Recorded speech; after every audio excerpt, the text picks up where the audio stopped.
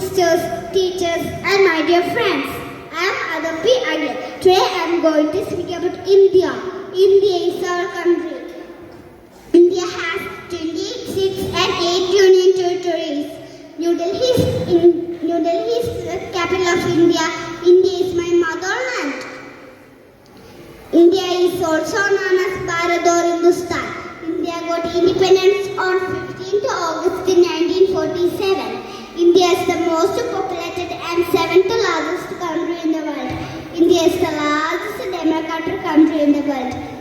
India believes in the slogan unity in diversity. Our country is a beautiful land with full of wonders. I love my country. I'm proud of my country. Jai Hind.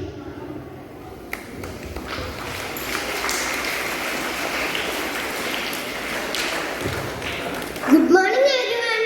Today is 15th August, our Independence Day. We got freedom in 1947 with great leaders like Mahatma Gandhi, Jawaharlal Nehru and Subhash Chandra Bose fought for our freedom. We shook down them. We hoist the national flag. We sing the national anthem. We feel proud to be Indians. Let us say together, Jai Hind, Jai Bharat, thank you.